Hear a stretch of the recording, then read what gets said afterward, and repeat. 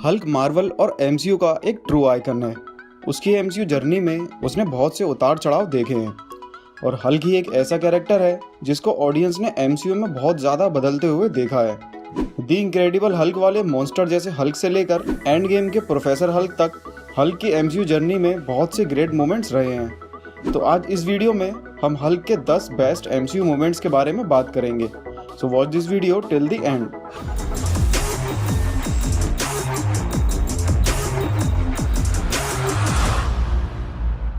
तो गाइज, अगर आप भी हल्क जैसी तगड़ी बॉडी बनाना चाहते हैं तो इसके लिए आप मेरे दोस्त के चैनल को ज़रूर विजिट करें। यहाँ आपको हेल्थ और फिटनेस से रिलेटेड अच्छी नॉलेज मिल जाएगी और इसका लिंक मैंने डिस्क्रिप्शन में दे दिया है।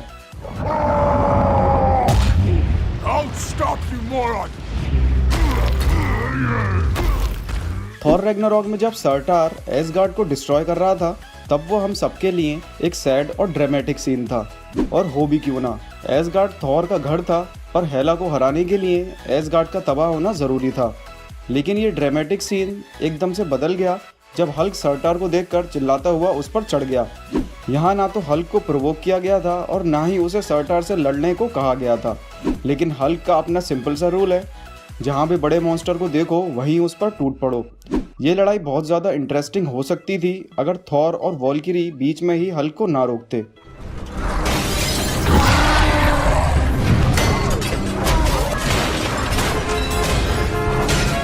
ये पहली बार था जब हमने हल्क को उसके ही साइज के किसी अपोनेंट से लड़ते हुए देखा था।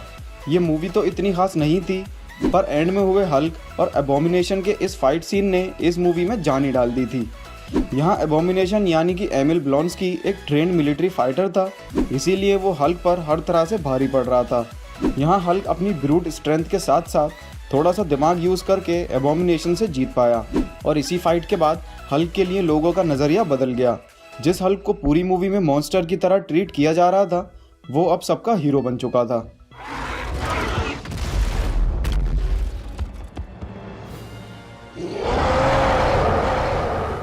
थॉर रैग्नारॉक में हमें थॉर और हल्क दोनों की एक अमेजिंग जर्नी देखने को मिली। सकार पे पहुंचकर हल्क 2 साल से वापस ब्रूस नहीं बन पाया था, जिसकी वजह से ब्रूस दोबारा हल्क नहीं बनना चाह रहा था। लेकिन जब हेला का पेट फेंडिस वुल्फ, हेमडाल और बाकी एसगार्डियंस का रास्ता रोक लेता है तब ब्रूस को ना चाहते हुए भी फिर से हल्क बनना पड़ता है।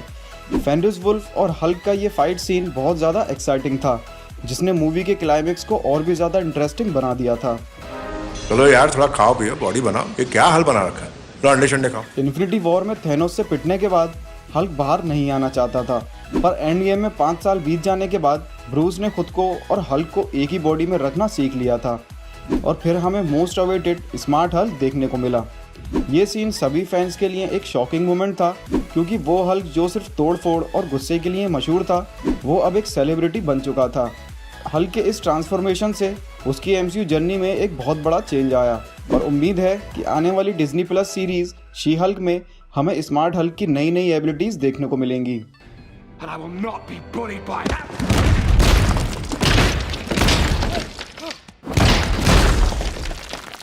अल्ट्रॉन की ही तरह लोकी भी एक ऐसा कैरेक्टर है जो किसी से भी नहीं डरता, यहाँ तक कि वो थॉर और ओडिन से भी नहीं डरता, क्योंकि वो भी एक एसगार्डियन गॉड है और उसे इस बात का बहुत ज़्यादा घमंड है। लेकिन उसका ये घमंड हमें एवेंजर्स 1 में टूटता हुआ दिखा जब उसका सामना हुआ हल्क से। लोकी ने हल्क को जब एक डम क्रिएचर कहा तब हल्क ने उसकी पूरी स्पीच सुने बिना ही उसे तोड़ दिया। इस सीन में हल्क को अपनी स्ट्रेंथ दिखाने का मौका मिला और ये मोमेंट एवेंजर्स 1 के सबसे फनी सीन्स में से एक बन गया।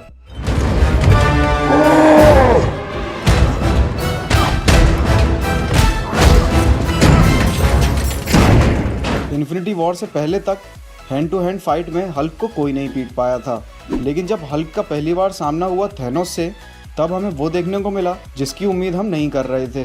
थेनोस ने बड़ी आसानी से हल्क के इस गुस्से को शांत कर दिया और वो भी बिना किसी इन्फिनिटी स्टोन का यूज़ किए।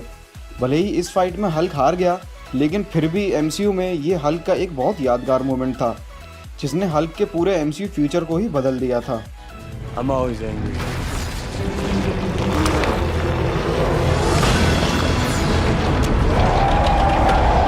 एक आइकॉनिक डायलॉग, एक पावरफुल कैरेक्टर और एक ज़बरदस्त पंच ने इस सीन को एमसीयू के बेस्ट सीन्स में से एक बना दिया।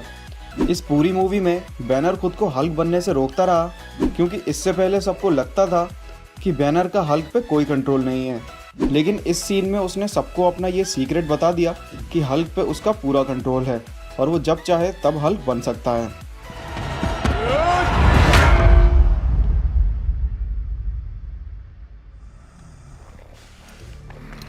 हल्क और थॉर ही एमसीयू के स्ट्रॉन्गेस्ट अवेंजर्स हैं, जिनके पास ज़बरदस्त स्ट्रेंथ है। इसीलिए इन दोनों की फाइट का ऑडियंस को हमेशा इंतज़ार था। इन दोनों की पहली फाइट हमें देखने को मिली दी अवेंजर्स में, जो ज़्यादा लंबी तो नहीं चल पाई क्योंकि शील्ड ने हल्क को डिस्ट्रैक्ट करके उसे बाहर फेंक दिया।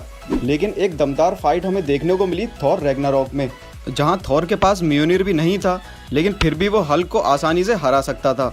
लेकिन ग्रैंड मास्टर ने थॉर को बीच में ही रोक दिया, जिसकी वजह से हम दूसरी बार भी इन दोनों की लड़ाई का असली विनर नहीं देख पाए।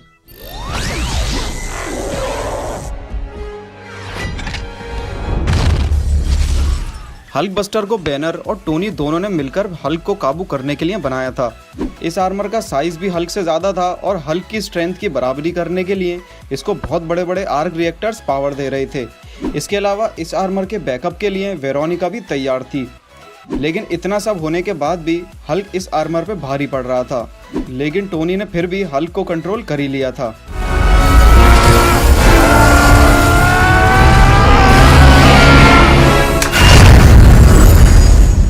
हल्क के सभी एमसीयू मूवमेंट्स में से ये हल्क का सबसे ज़्यादा इंपॉर्टेंट मूवमेंट था, क्योंकि थैनोस के स्नैप से गायब हुए लोगों को वापस लाने के लिए किसी को तो रिवर्स स्नैप करना था। लेकिन वहाँ हल्क के अलावा कोई भी इन्फिनिटी गॉन्टलेट से निकले रेडिएशन को नहीं झेल सकता था। इसीलिए इस काम के लिए हल्क ने खुद को आगे किया और बहुत ज़्यादा स्ट्रगल करने के बाद वो ये स्नैप कर पाया, जिससे सभी वापस आ गए। लेकिन ऐसा करने में हल्क बुरी तरह जख्मी हो गया, पर हल्क की जगह अगर कोई और होता तो वो इन्फिनिटी स्टोन्स से निकले रेडिएशन से नहीं बच पाता। सो गाइस, आज की वीडियो में बस इतना ही। आप मुझे कमेंट में बताएं कि आपके हिसाब से हल्क का बेस्ट एमसीयू मोमेंट कौन सा था, और जाने से पहले इस वीडियो को लाइक और हमारे चैनल को सब्सक्राइब करना ना भूलें। मिलते हैं अगली वीडियो में, and thanks a lot for watching this video.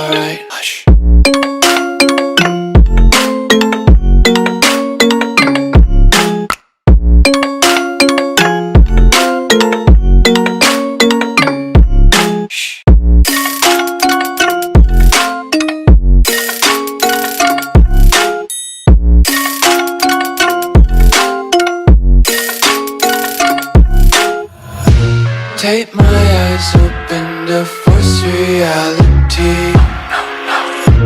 Why can't you just let me eat my weight in glee? I live inside my